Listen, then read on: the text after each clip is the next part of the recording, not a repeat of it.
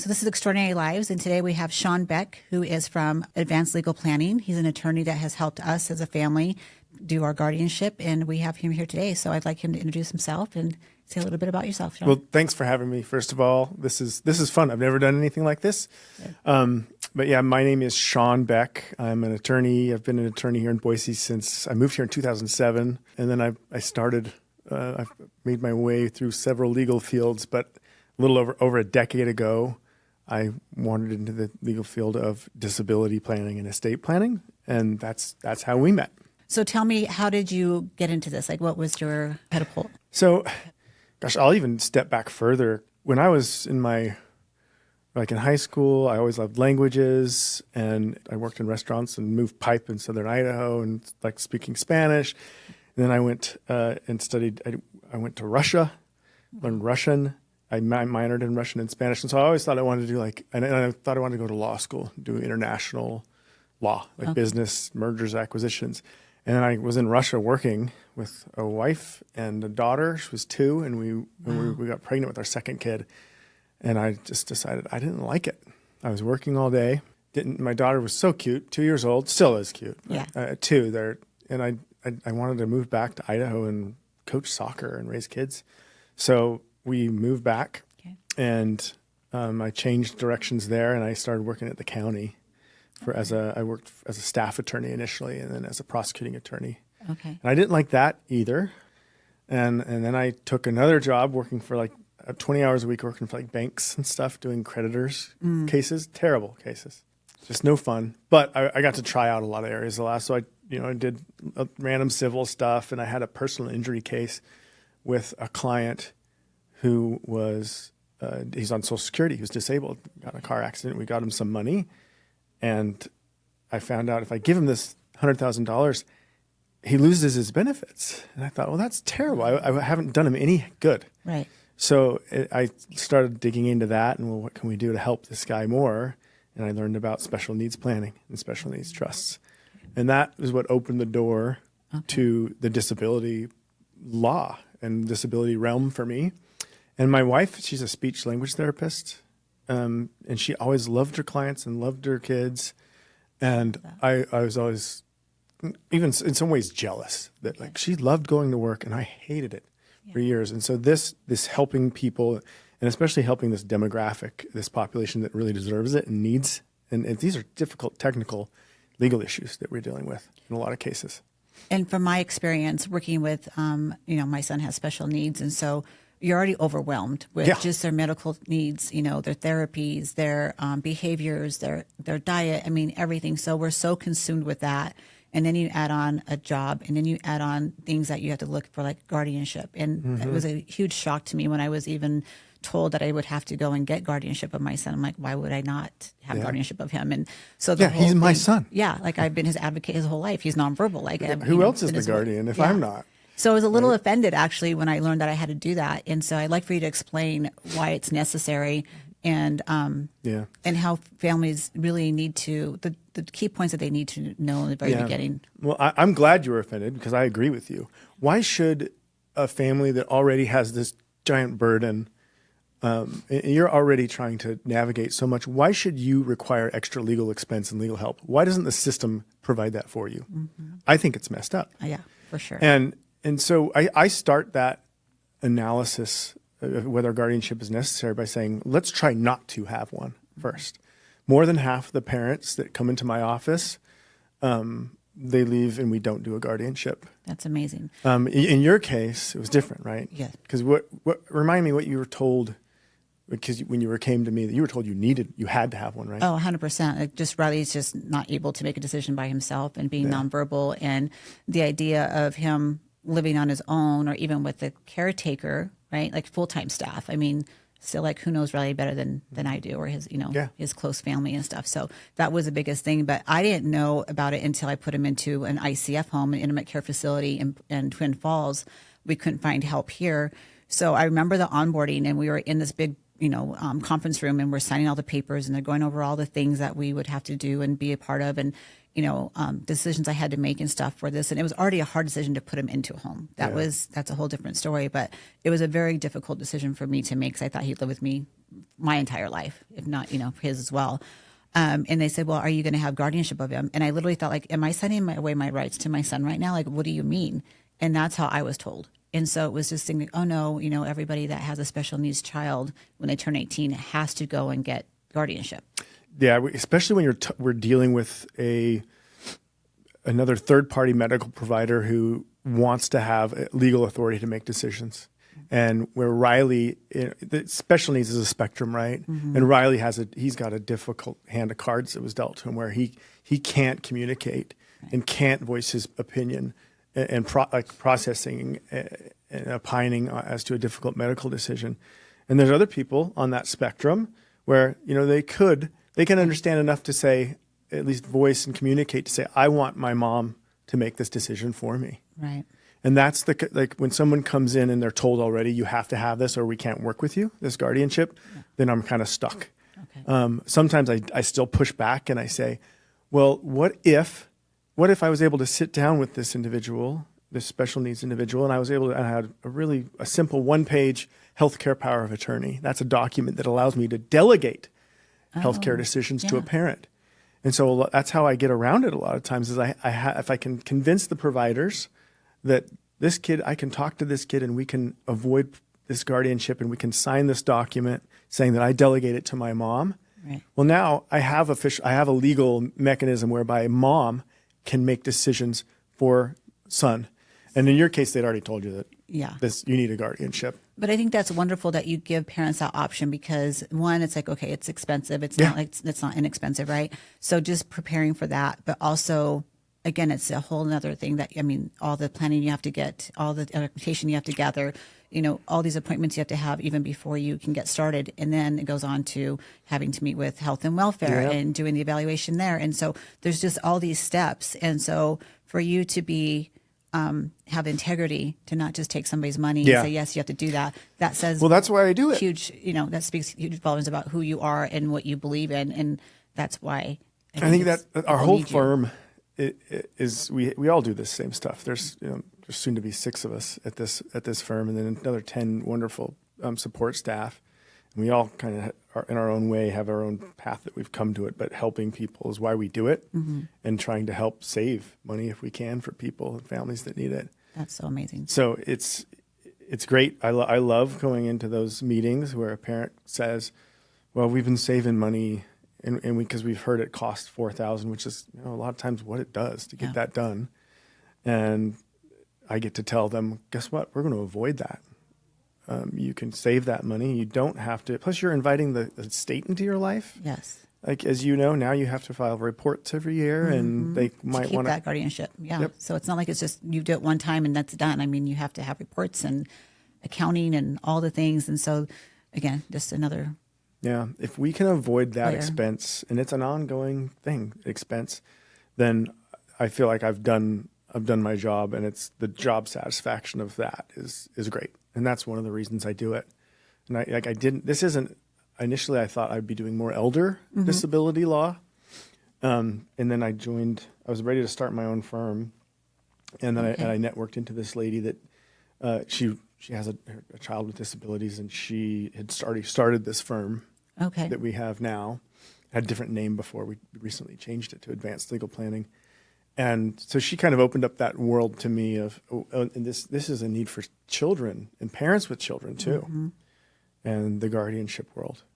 And so we've just developed, we're kind of birth to death. That's so amazing. Practice. So tell me about the difference between guardianship and conservatorship, because those two sometimes go hand in hand, and other times it's one over the other. Yeah. So a guardianship in Idaho, there's different names for this stuff than in other states. So like in California, if you followed the Britney Spears case, it's called a conservatorship. Okay. Conservatorship over person, conservatorship over assets. Okay. And in Idaho, we have a different nomenclature for that. So we say a guardianship is over the person, and that's healthcare decisions, custody decisions, basic life decisions, non-asset related decisions. Okay. And then a conservatorship is over all the other stuff, the assets. And in a lot of these cases with kids, they just got Social Security and that's it. So we don't need to go do a conservatorship and then the accounting that goes with it. We just do the guardianship, just the one thing. And then Social Security then gets managed by the rep payee program versus a conservatorship. So that's, at least we can keep less onerous the accounting requirements for the courts and things. Okay, through that.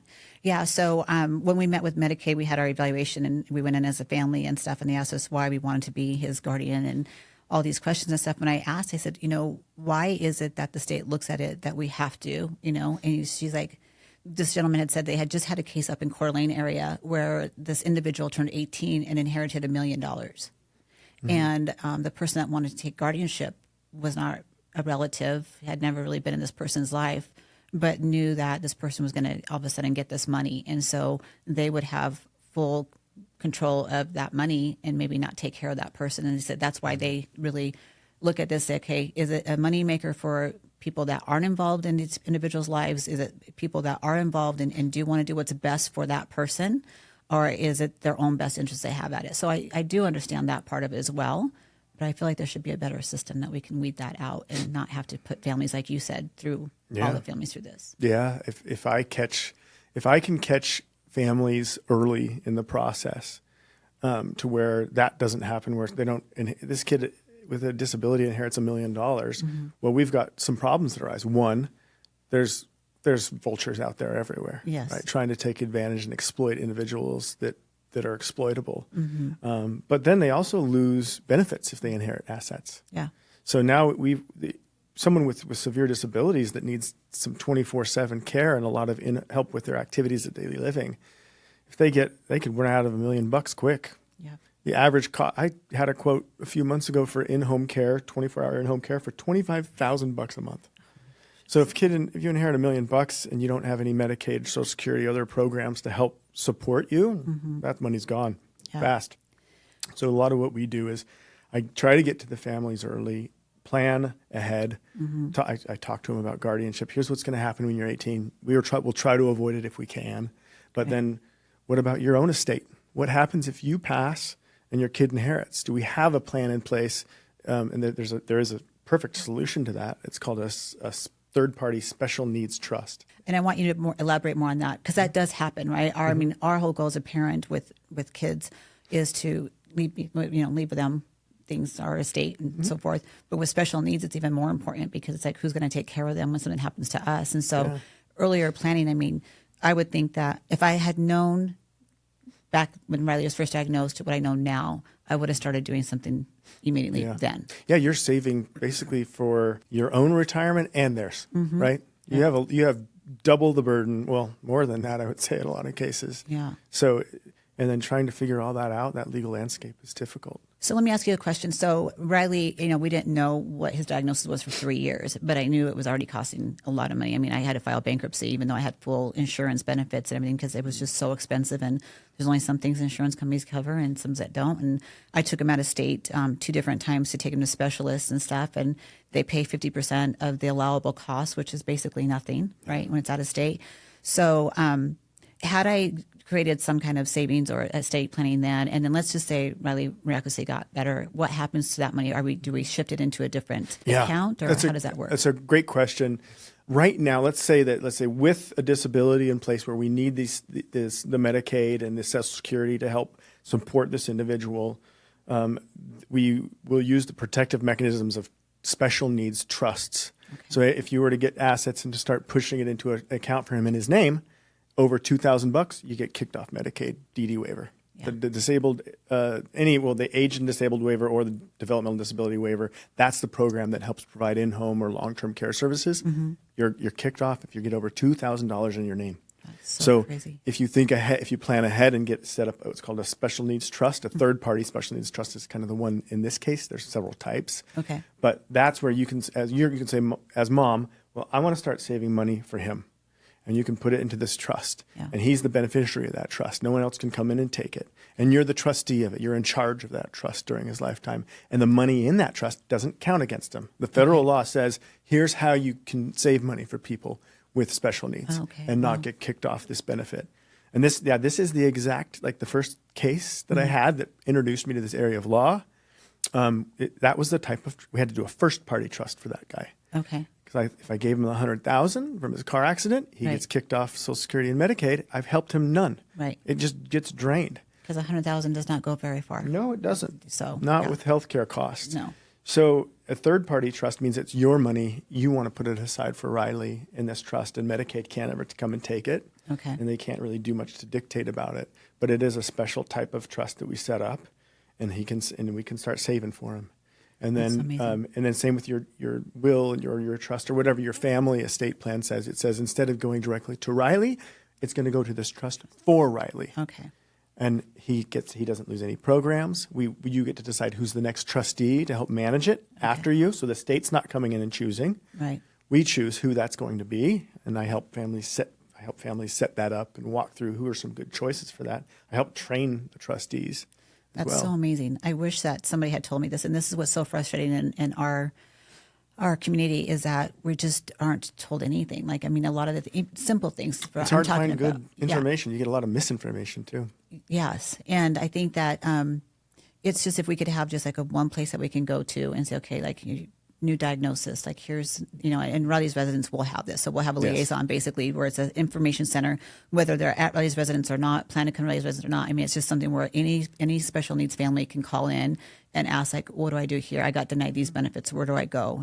Yeah, you need a good social worker on staff for that stuff. I mean, think about when your kid's little and they have these special needs and you don't know where to go. Or there's a program for that. Katie Beckett Medicaid does help pay, and so that's one thing we do is I turn clients to this. Look at Katie Beckett Medicaid. Let's get the assets out of your kid's name so they qualify for it, and that will help a kid with a severe disability in childhood.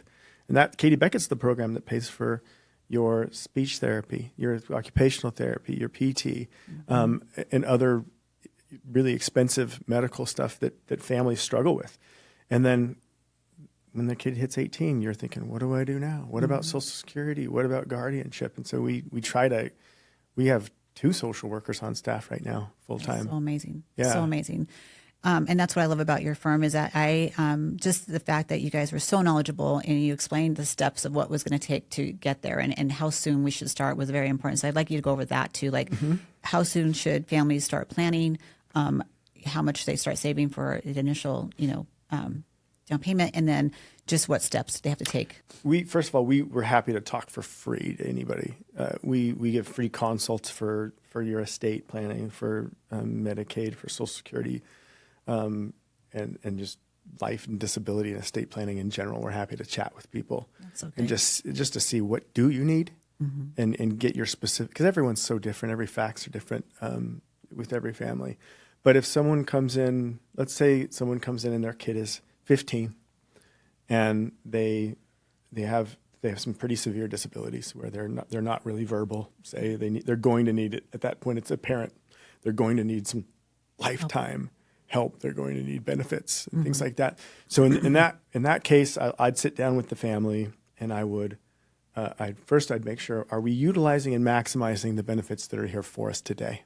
Do we have Katie Beckett Medicaid in place? Or could we use it? What if there's a lot of families I meet that I say, are we using speech therapy? Are we utilizing any of that? And they say, well, no, we can't afford it. Right. Well, we have programs that, unless Idaho gets rid of them. Let's hope not, yeah. But we have programs that can do that. And the schools provide that. Are we maximizing what the schools can offer? Right. So we look at that. Okay. Then we look at, as we age up to 18, what changes? This is where I met you. Yes. And it was shocking to me that literally when he turned 18, doctors would not answer my questions. They wouldn't tell me anything about him. It was like overnight, boom, you're just cut off. Because it's funny, it didn't used to be that way. But the HIPAA laws, people get more and more strict with them, and here we are. I've had clients I've met before where I'm thinking of one in particular with an adult child with Down syndrome who they went like 30 years without a guardianship. Wow. And I was like, well, how did you do that? And she said, no one ever questioned it. Wow. That's so rare now. Yeah. A lot of clients will talk about Social Security for a minute. A lot of clients will say, well, we don't need it. It's only $900 plus a month. And it's a pain. But here's the thing is that if you don't get it, you're actually leaving money on the table you're paying into the Social Security system. I'm paying into the Social Security system, and that system is a retirement system and an early disability system.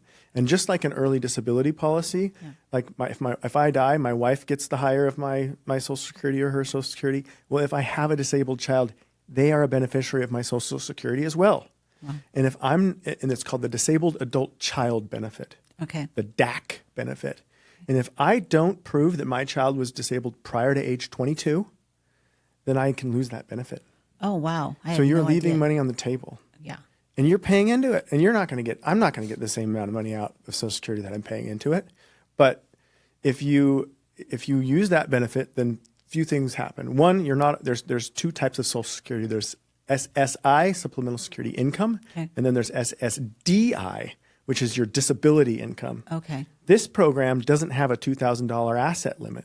Okay. This program pays more than that measly $940 a month. Okay. So if you can show that your kid was disabled prior to age 22, so you got to apply to Social Security. Don't delay it. Right. Apply. And then now we get that DAC benefit. And that DAC benefit pays, when I retire, my kid now gets 50% of whatever I'm getting. Oh, and it doesn't affect my benefit. So it's for their future. So it's okay. So now they can, That's so when so I amazing. hit the retirement button, now my kid, or if I were to pass away, they get 75% of whatever I get. Okay. So usually it's way more than the $940 a month, which is fantastic. And they don't have a $2,000 asset limit to worry about getting kicked off Social Security. Yeah. And they get more. And now I can use more to plan. So that's one thing. That's one thing that's huge that I run into with families. They just say, I don't want to deal with Social Security. And I say, wait, let's stop and let's look at what Social Security is and what the programs do. And just that education is eye-opening. Yes. I didn't know that. And I just went through the whole process, but I didn't realize that had I not done it before the age of 22, like what you just said, I had no idea. So yeah, you have to go back and prove and fight and prove, 20 years down the road that you were disabled prior to 22, and Social Security is not easy to deal with. No. They don't roll over. No, the process I went to, I had to go into the office twice and go online and do all these things that even the forms online aren't labeled very well. So you're like, I don't even know if I'm doing the right one. And you upload all these documents and stuff. But I think that short-term inconvenience for you now, that's going to help you in the long run, is worth the $940 when you right do, now. when you do the math, trouble, when you do the math, I mean, like you said earlier, you really need to. You're worried about saving for your own child too, and that's another one benefit that we should maximize for the individuals that need it most. And going back to Medicaid, so I moved here from Washington, and in Washington, I made good money. As you look at a person like, oh, that's great money, right? I was in the mortgage business for a long time. But when you have a special needs child and you can't just put them into a daycare, I was spending $25 a month on a nanny to come into our home and take care of him. And then all of the benefits that we had for him, like his speech therapy and physical therapy, the early intervention, they were used up in the first month and a half because you only got a certain amount a year, right? Yeah. So then I went and applied for Social Security and Medicaid. I'm like, oh, you make too much money. Yeah. And I'm like, it's on but when they're a minor, they look at yours. Yeah, but look at like how much money is going out just to take care of him. They don't look at that. And then they literally said to me, if you quit your job and go on welfare, we can give you benefits. Yeah. I'm like, I morally cannot do that. Like, I'm able-bodied and I have two other children I need to take care of. Like, that's not the best advice to give to people. Like, there has to be something there's else. a better way. Yeah. And I'm not as familiar with Washington's benefits. I know they have some decent programs. Apple Care, I think they call it. Yeah, that's probably fairly new. But there was probably better advice at that time. Just like in Idaho's, they do actually decent with some of their, well, for now, they have done decent with some of their child benefits. And the Katie Beckett program is a national program. It's a Medicaid program for children with severe disabilities that does help cover those benefits. Yeah, I was never totally until I came to Idaho. So then, and it wasn't even until I had him in therapy at Jumpstart, St. L's Jumpstart, and one of the therapists told me, like, you need to go get benefits. And I'm like, I've tried, I just don't qualify. They go, no, we have the Katie Beckett program. So she's the one that told me about it. Oh, wow. And again, it was a therapist, right? So it's like this information should be coming from, further down the line. Or, I try to. Next week, I'm going to go present at a therapist center because these therapists are oftentimes, like you said, you're so busy. You're taking your kid to different therapies. You don't have time to go talk to an attorney. No. So I try to get in and help educate the local professionals and therapists community about this.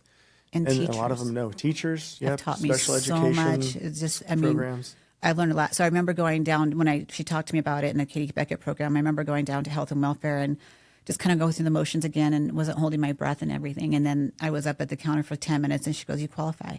Yeah. And I'm like, literally started crying. I'm not an emotional person. I was literally bawling because I'm just like, it's been so many years. I filed bankruptcy. My 401k was wiped out because I had to pay for so many medications that insurance didn't cover, all these things. And I finally got benefits for him. And that was such a life changer because now I was able to get him more therapy and all the things that he deserved, but didn't know it was available with programs like that. So yeah, your story is sadly all too common. And that's we try to present to and give free information to the public and go to the schools. We do I offer every year to go to the school special ed programs to talk about guardianship, especially the STEP program once they're hitting 18. Yes. And educate the parents. We have videos online. I mean, there's more we could do. We're revamping all of our website and everything now, hoping to get better at just getting that information out there for free for people. Well, I think that's amazing. And just it shows your passion and really that you have the best interest of the families at heart. That's why I do it. Yeah. I needed a job where I could sleep at night. Yeah. Plus, I did so many other areas of law that probably make me go to hell or something for too long. I feel like I'm making up for it now. I think it's amazing, though, with law that there are so many different branches or avenues that you can go down. And I've talked to a few attorneys, and what they started out with, what they thought they wanted to do, they didn't end up doing. And so it's nice that you have that instead of some professions where it's just like, nope, this is it. There's two sides to that sword, though. Oh, yeah? The one side is nice that you can switch gears as a professional and go and hyper-focus and become like I'm a certified elder law attorney and a Special Needs Alliance member. And those are two special certifications as an attorney you can get. So you can go and change mid-career, whereas like a doctor, if you're a doctor let's say you're a podiatrist and you train on the feet and it turns out you really hate feet, you're screwed. Yeah, right? And it's like all that time. But on the other side, there's a lot of attorneys that say, oh, I'm an elder law attorney or I'm a specialist or I'm an estate plan attorney. Mm-hmm. And they're really not good at it. They don't know it. I could hang my shingle tomorrow and say I'm a criminal law attorney. Well, I'm not. Yeah. I could hang my shingle tomorrow and say, well, I am now the best family law attorney and I do divorces, which I don't ever want to do. But if I said that, there's nothing how does the public know? Right. So on that note, then, how do families vet, or how would they interview to get the attorney that's best for them? Like, what would you give advice to ask, questions to ask? That's a great question. It's specialists. So what other credentials do you have that show me that you're a master of this area of law versus a jack of all trades? So in our firm, we all try to we try to get extra accreditations. That's so so I took a test to become a certified elder law attorney, and I joined the Special Needs Alliance, which is a national disability-focused group of attorneys. Wow. And they vet you, and they only let it. There's only 2 of us in Idaho. Okay. Two Special Needs Alliance attorneys in Idaho. So that shows, that's how you can see that, are you really focusing on this area? Because if you don't focus on it and keep up on it, the law changes every year. Okay. So accreditations is really good. And then just asking, there's plenty of attorneys that are good at this that don't have, maybe they figured they didn't need to get accreditations. Mm-hmm. I did it just for me. So I felt like I knew what I was doing. I needed to do that. But there's some good ones too, but they've all been practicing it for a while and focusing in that area. So on their website, you look at practice areas and it clicks down. Does it say car accidents? All the things. Does it have everything? Yeah. Business. I don't do business law. Yeah. That's a really difficult, focused area. It's a niche. I'm not looking for personal injury cases on the side. I'll do the settlement, the disability settlement for it, but that's it. I'm not touching the rest of it. Yeah. I'm not going to do a divorce. I'm not in court one week doing a divorce and then an estate the next. Yeah. So that's all I do is just this area. And I think that's important for families to know that, again, it's just when you have special needs in your family, I mean, you just have so many things you have to go through. I mean, just taking care of their medical bills alone is like a full-time job, right? Making sure that that's all taken care of and then making the appointments and stuff. And so then you add another layer of something that is super important that you don't want to drop the ball on. You certainly don't want to spend money and waste a lot of time and not get it done right or not have the right information Or maybe somebody really does need the guardianship and they were talked out of it, or maybe somebody didn't and they spent all this money and now it's like, okay, or they didn't know about the $2,000 in assets that could put them in at risk of losing their benefits. Oh, yeah, that's a huge one. That I probably get most of my referrals for that is for the financial eligibility piece. Okay.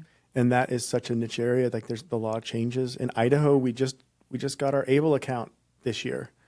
The ABLE account is like it's kind of like that special needs trust, in that any assets I put into this account are exempt from Social Security and Medicaid. And so it's nice for that. So if someone were to, let's say that a family member gave Riley 10 grand in their will and they didn't plan ahead, they didn't ask the right attorney. The attorney that wrote the will should have asked, is anybody disabled for special needs that we're giving this money to? If they're a good attorney, they should have asked that, but they don't.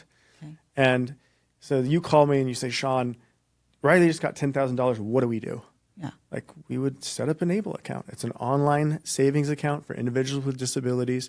And we'd put that $10,000 in that account, and then it'd be exempt. And Idaho now has them; they're online. But Idaho didn't have them for the legislation that created that account started in 2015. Okay. And then other states would let us use theirs. Okay. But now Idaho has one as of January 1st. Oh wow, so that's brand new. Yep. Okay. Yep. And they let you put in 20 grand a year. I believe is the updated number. The nice thing about that is that if Riley gets 10 grand, he can't gift it away. If he gave it to you, he gets kicked off Medicaid for a month, or at least. Okay. And Social Security goes away for more than a month. So if we stick it in this ABLE, now he's safe. And so can he have multiple accounts? Can these people have the estate planning, that trust? Yeah, you're allowed to have a trust. Okay. And that would be mom's money that we put into that trust that we otherwise would have wanted to give to him. We want to start a savings for him. That would be that trust. Okay. The ABLE would be if it's already his somehow, and we want to, or if we have Social Security accumulating, what do we do with it? Right. So I'd work with a lot of families just creating that financial plan so that we're not going over the $2,000 and staying eligible for it. I think that's so important because so many people don't know that, or they miss that step, or they're not told that at all. And so then all of a sudden, like you said, they get inheritance or they get something, and then how would Medicaid know, or how do they know that they have this asset? Like, how is that? Medicaid and Social Security, they work together a little bit on this, where Medicaid every once in a while can take your Social Security number and run like a national asset search to see what banks and assets that you have in your name. Okay. And then they say, whoa, you've been on Medicaid and you shouldn't have been. You're kicked off, and maybe we want a back payment. Social Security is really difficult about that. SSI, the Supplemental Security Income, the welfare program, it says if you have over $2,000, you're cut off. Wow. If you make money, we're going to start reducing it every month. If you start earning even passive income, it reduces. If you inherit, if in this example with Riley, he inherits $10,000, Social Security would take back his money that he gave him for that month, and until we figured out what to do with it. Got it. And we got it fixed. Okay. And so in that case, I would say, there's a dozen strategies for this stuff, very fact specific. Each case is different. But in that case, we just throw it in an ABLE account real quick for him. Then he could take his time and spend it on things that he wants when he needs. Okay. I don't use those accounts as like a long-term investment vehicle. Like sometimes parents will come to me and say, "Well, I got told about an ABLE account. I've been using that." And let's say they got 50 grand in there now, and and it's the mom's money. Their parents have been putting it in there, and I say, "Well, wait, let's read the fine print here.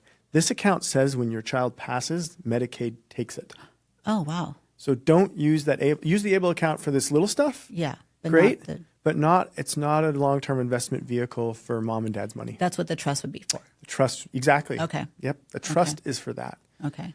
That's good to know because, again, people that don't read the fine print and like, okay, this is the best avenue.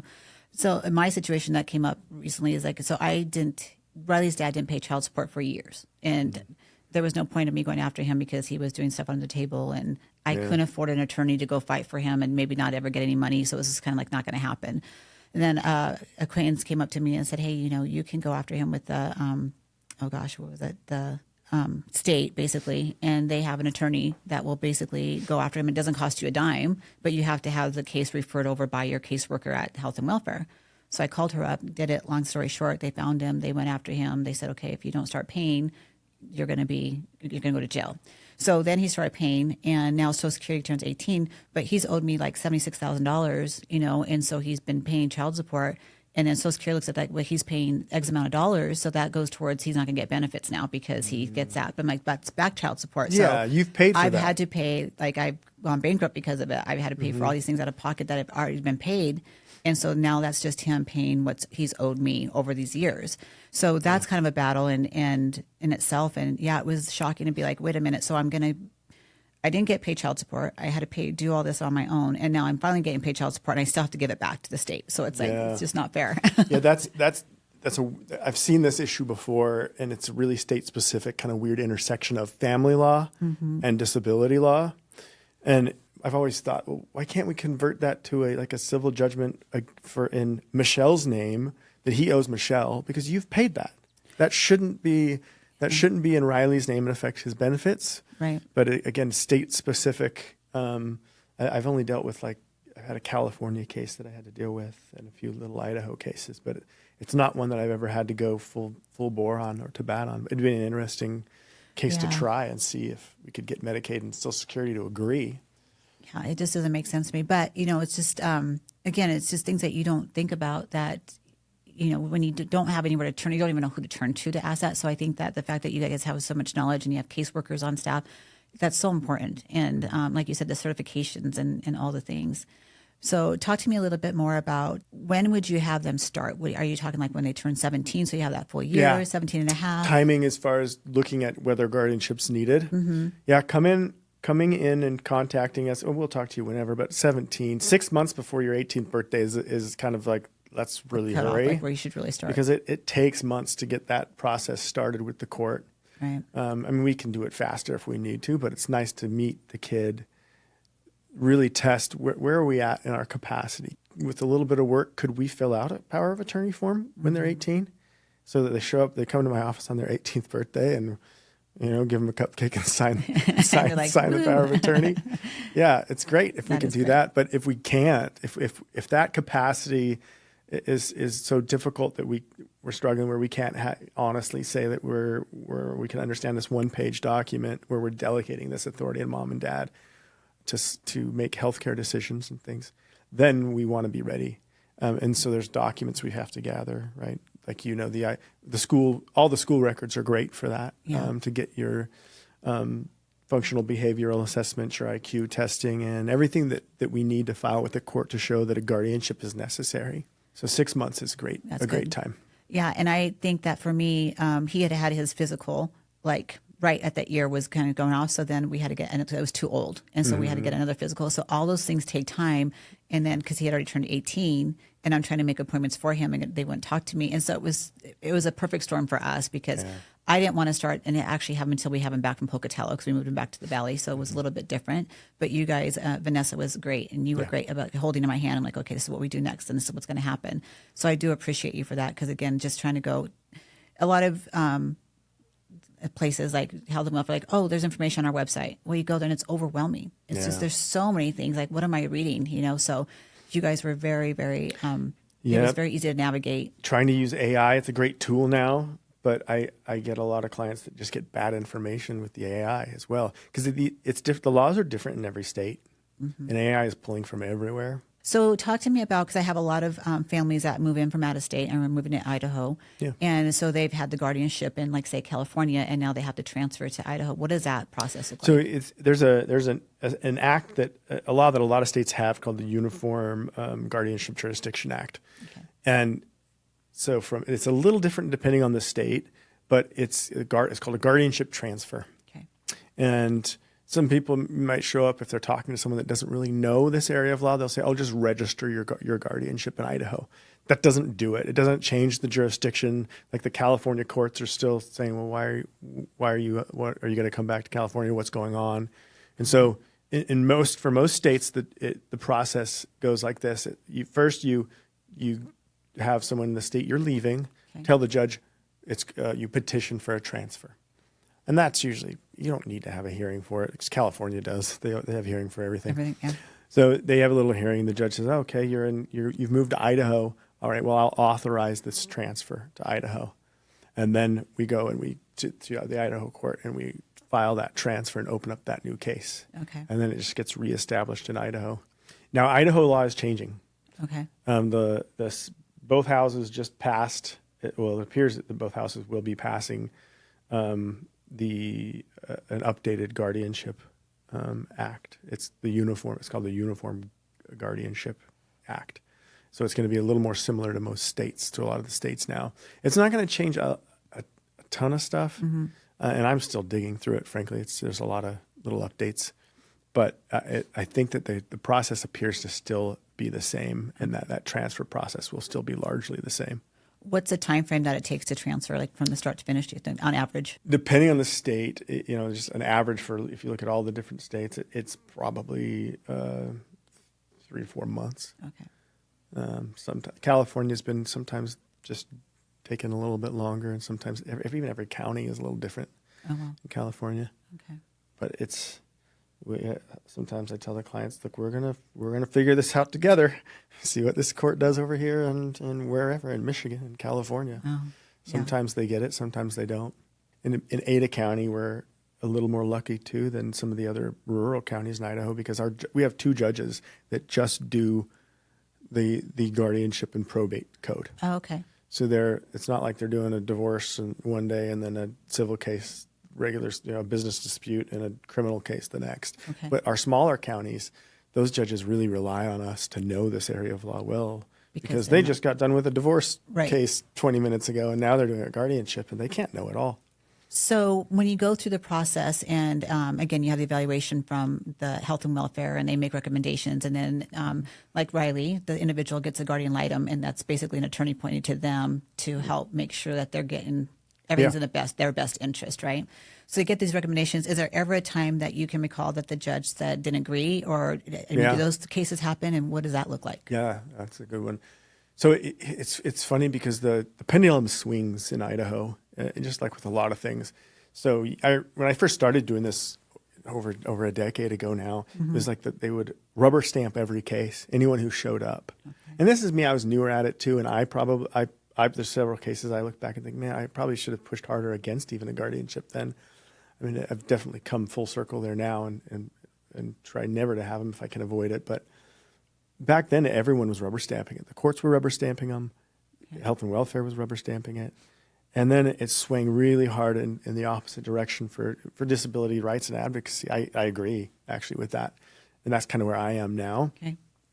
But then there are the cases, well, what about a case where a child, maybe they are pretty intelligent and they've got the ability to voice some concerns, but they're super vulnerable and subject to exploitation. I've seen those cases where this kid will jump in the car with a stranger and take off to California. Mm-hmm.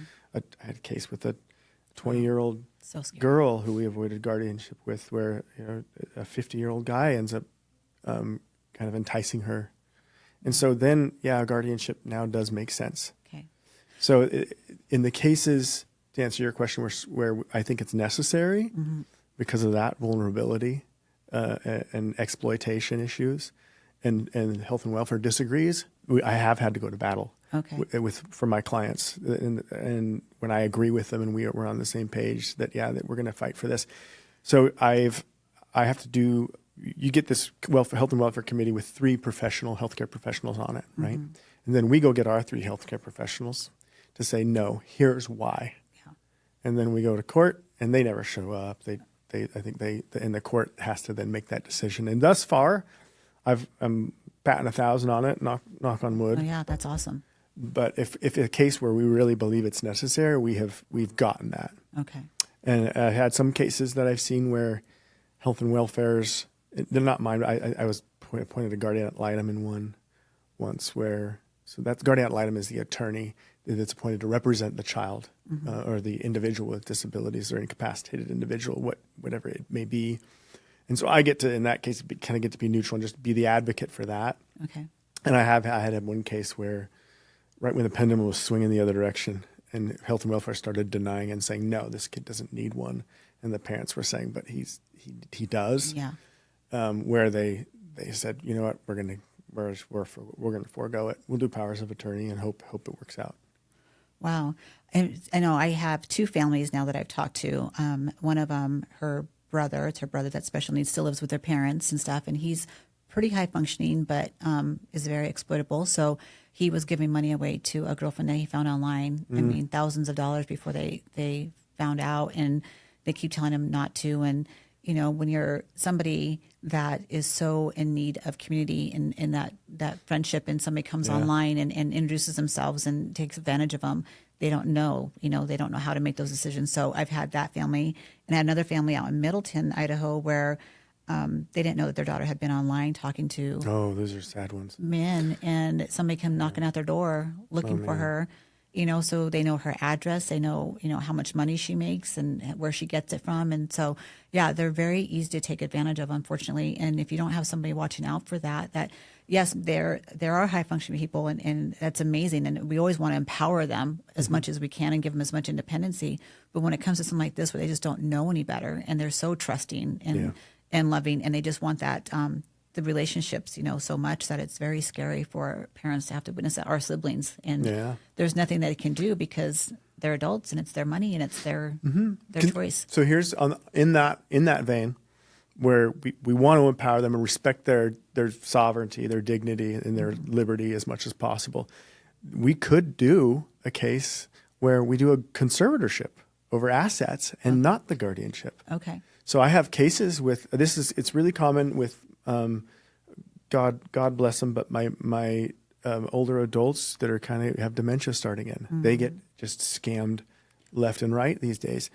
And so we, instead of taking away all their decision-making ability with a guardianship, we can say, well, we're going to come in and just do the conservatorship. And actually the legal bar threshold for needing a conservatorship is different than a guardianship. Guardianship is it's an inability to care for yourself, and such that you would be, without that help, you would be in an imminent danger.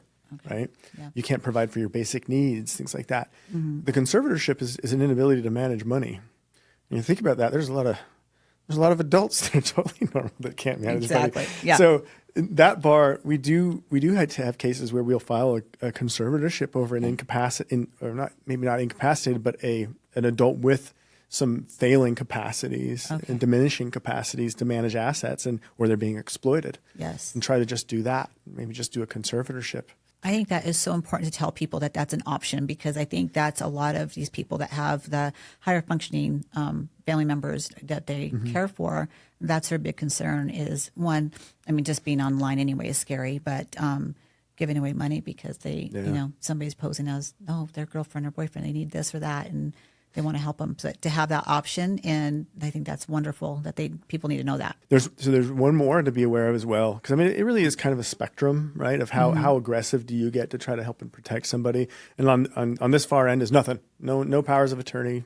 Yeah. Let them be completely independent, and then powers of attorney. That's probably the next step. Let's try to just do this little bit of thing, but those are revocable. You can change them whenever you want. Okay. And so the next step, I guess, in as far as when you're escalating it in this spectrum of legal action is, so think about the cases for people that have mental health issues, right? Mm-hmm. That disability is a difficult one, because you can one day be the smartest person in the world, right, and then, with a schizophrenic break or a manic episode, bipolar or something, then you can be really incapacitated the next day. And so there is another power of attorney that Idaho law provides for, and it's called an irrevocable mental health power of attorney. Oh, wow. Okay. So that one, it's kind of like a will. You have to have witnesses to sign it. But this one says, here's who can help make healthcare decisions for me if I do have an episode and my capacity wanes. Okay. And then if you try to revoke it and you're at the hospital, then you can't. I mean, it's very rarely used. I mean, I didn't know about it for a while when I started this area of law, but it's there. That's amazing. I've used it in several cases since. I think that would give a lot of parents and siblings that take care of people with mental health like that need, because like you said, one day they're great, or maybe they have a span of where they're able to make good decisions and keep a job and live independently, but then they have that episode where it comes in and now they're...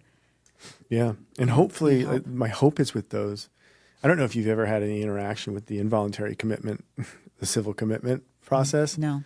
So it's horrible. It's like, if you really are, you have a de-escalation event and you're manic and you're a danger to yourself. First of all, the the police, and no one gets involved until you are an imminent threat to yourself or others. Okay. So that's waving a gun. Yeah. Like if you're sitting, I had a case literally, if you're sitting by a bridge and looking over it, contemplating something, contemplating taking action that would harm yourself, that's not far enough sometimes, just depending on who you ask. Wow. You really have to be actively ready to go. So having this power of attorney in place is what I hope that I could get a hold of medical professionals. I could get someone to the hospital and I could get them admitted. That's to get some psychiatric care before it gets that bad. Right. That's the hope, because the civil commitment process waits until you're So far.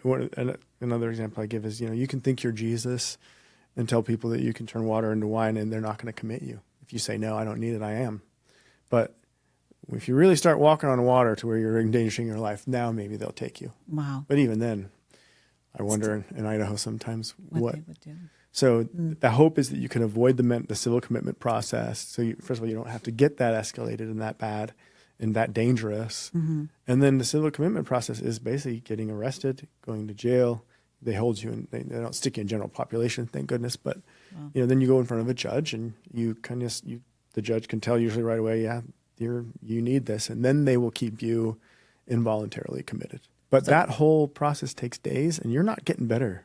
And if anything, it's getting worse. Right, because now they're not familiar with their surroundings, they're agitated, their anxiety, Mm-hmm. But if I can use this power of attorney and I can get you to this facility and get you admitted, without that, I've saved a lot of time and horror from your life. What would you say in your experiences, some of the mistakes that families make? Either they don't do on time, or they don't ask, or they don't take advantage of, or what would be? So, yeah, there's a lot. I mean, if I start again at the younger age, the families that think we've got this, we can help. We're doing the therapy that our basic insurance pays for. Yeah. When really we could do early intervention, we can get a lot more done. I can, I hear stories from my wife, who's a speech therapist, and then in other families and clients, that early intervention can change the world for this kid, right? There's a lot of different therapies that we can do that help the kid be more independent and use less public benefits later if they need it. So the early intervention and maximizing, that's the first one that I see missing, as we talked about Social Security, missing that. Okay. The school programs is another one.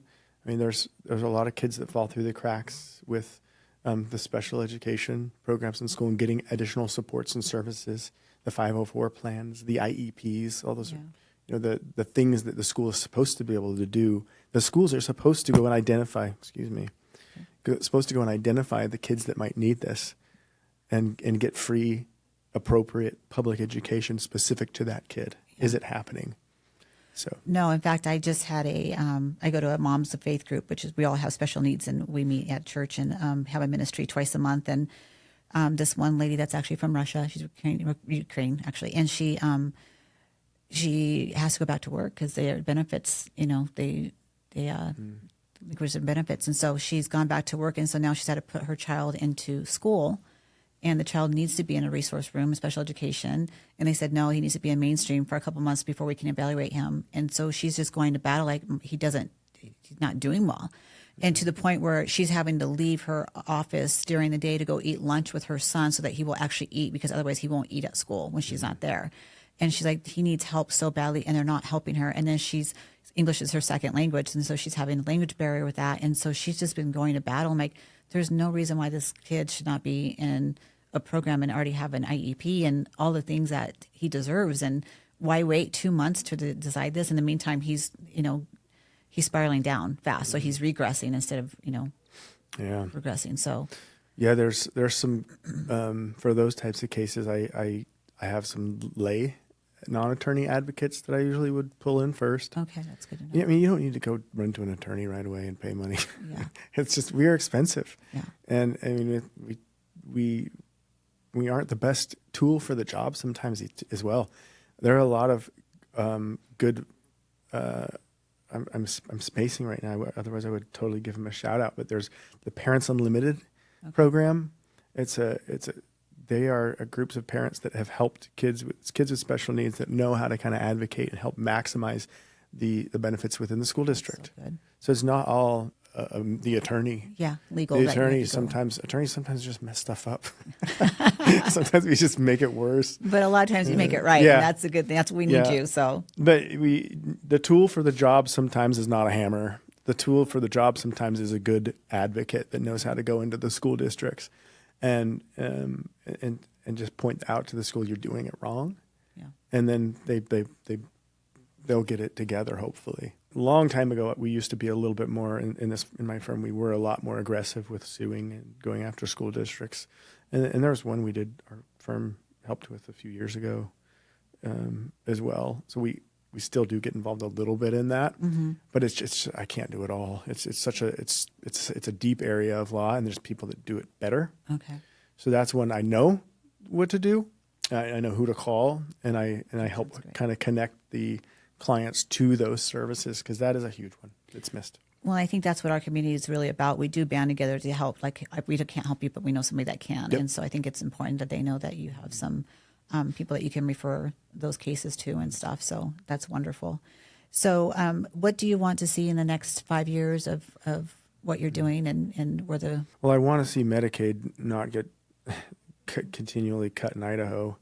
That's one thing that I watched some of the testimony of some of my people that I know and clients and things about this, and I talk to a lot of people about it, and it worries me. Yeah. I talked to a group of attorneys and parents and things about advocacy. How can we help bring the support we need to that issue? That's the big one that I've been thinking about a lot lately.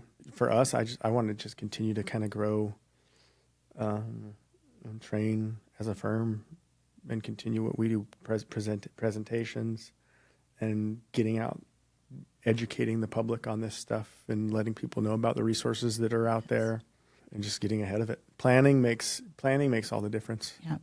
And I think that telling parents that you should plan early, in some way, I think parents think, well, then I'm giving up hope on my child getting better, right? And it's not about giving up hope. And I've learned that, because you have to say, okay, you're planning for the worst case scenario and, hoping for the best, right? And that's in this case too. But and again, being a parent with Riley was diagnosed at 6 months old, that things were going down very fast. It's hard to even fathom that he's not going to get better. It's hard to even think of somebody like, and they used to ask me all the time, like, what are you going to do if you can't do this? And what are you going to do if you can't do that? And like, those are so many questions that we can't answer, that we're literally trying to get through the next 5 minutes. And then it's going to be the next hour, and it's going to be this day. And then I'm going to have to get up and do it again tomorrow. And so to think about having to plan, when he turns 18 is such a huge burden and just a huge anxiety maker for us parents, but it's something that has to be done. And so I think with your explaining it, why it's important in the event that he does get better or they do get better, that there's other things that you can do with that at that time, that trust goes into something else, or those are things that I think parents really need to understand, that it's not only helping you plan, like you said, for their retirement and for their child's, but also for their child. Yeah. Or if something happens. That rings really true to the discussions that I have, interactions with parents on a daily basis. I probably say several times a week, we're hoping for the best. Right. We're going to maximize the services, and we're going to try to be at a point at 18 and beyond where we don't need other things. But here's where we are now, and we're going to do what we can to get there. And a really good example of this is with the special needs trust stuff, right? Your estate planning stuff, because that really is a point where you have to kind of say, do I need this trust now? I mean, my kid's 5. Yeah. And yeah, they need a little bit of help, but when they're 18, what if they're completely self-sufficient? What if they're 25, they're self-sufficient? Really, it's when I die that's really important. When they inherit assets, do they need it? And so there's a way to you don't have to go do that trust right now. Are you using it now? No. And there's a lot of folks that will sell those trusts when you don't need them. So you just have a one-sentence provision in your will or your estate plan that says, if my child is disabled and special needs are using these government programs when I pass away, Yeah. if that's the case, then that trust will be created later. That one sentence is really all you need. Wow. And so again, most of the clients that I meet with, that's where we start. Okay. Your kid is 5. Yeah. let's just have the sentence in there. Okay. And I wish every attorney that did wills, if I could hark on this all day, I do every time I present too for the audio estate bar, the tax and estate section and things. I say, just please put this provision in your estate plan. One sentence, because really anything could happen to anyone at any time. Right. And this is saving us from that $100,000, $1 million inheritance with no oversight. Now we're getting kicked off benefits or whatever. Or 10,000 kicks you off benefits. 2,000 kicks you off benefits. Yeah. So just having that one paragraph is the very least we need to do. And then we can hope for better. And then if we get on the line, the clients come back and we say, okay, we're going to start saving. We know we're going to be using Social Security and Medicaid. So, and Section 8 and food stamps and whatever else. I mean, there's a lot of great programs that I don't know how some people afford to pay rent on Social Security at $960 a month. So we need these programs, and we need that protection so they don't get kicked off and are able to survive. Yeah. So, Riley's Residence, we're going to create a whole page just for your firm and explain what it is, just because it's so important. And again, not that we don't want to, like you said, hope for the best for a child that's 5 or under 5 or whatever age, right? But it's just something that they know that, okay, these are the options and these are the different options. And you can do everything from no power of attorney to a power of attorney all the way to the other spectrum, like you said. That's so important that we want to have that on there. And where can people find like your classes and seminars? Like, is it scheduled on your website? Yeah, we are in the process of revamping our page. Finally, I mean, for years we've been operating on without a working web page. I'm always mad because I Google like special needs planning or elder law or estate planning, and we're like on the second page. So we're finally getting after that, and we're going to be revamping that. But our Advanced Legal Planning is the name of the firm. And so you can find us there online at Advanced Legal Planning, because that's really what we do. We're in a really specific niche area, and we're going to have a page with classes on it. We're going to have more videos on it. But right now, if you come and chat with us, we'll just talk to you for free. And that's really what I like to do the most anyway. I love presenting. Yeah. But I really like being able to sit down and get specific with one client, because everyone's circumstances are so different. Sure. So if they call, anyone who calls our firm and says, I want to talk about just estate and disability planning, I've got a kid, and then we would get them in. And 10 years ago when I started here, we had just a few attorneys. Wow. I think I was really the only full-time one at that point. Okay. But now we've got 5 full-time, really good attorneys that all know what they're doing, that they all do this because they're passionate about it. That's so amazing. And as parents, that's what we want. We want people that it's not just a moneymaker for them, right? It's something that they're passionate about and giving us the best advice and helping us, because we're looking for that. We need that so badly. We're already making so many decisions on our own that nobody can help us with. So things like this, when you have somebody that's advocating for not only you, but your child, and also the system, like, hey, there's programs that you need to use and utilize. They're there for a reason. Go do them.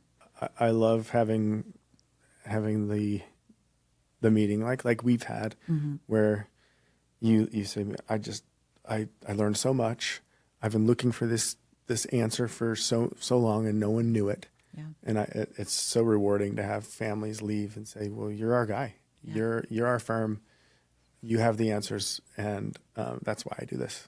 That's amazing. It's fantastic. So amazing. We're so thankful for you. It's my pleasure. It's an honor to be able to serve this community and be a part of it and be a part of what you're doing too. Oh, Sean, I'm so happy you're on the board, and it's very important to me that we have people that are like-minded and like-hearted as well. Somebody that's not just a title. So thank you for that. I love it. I'm happy to do it. Thanks for having me.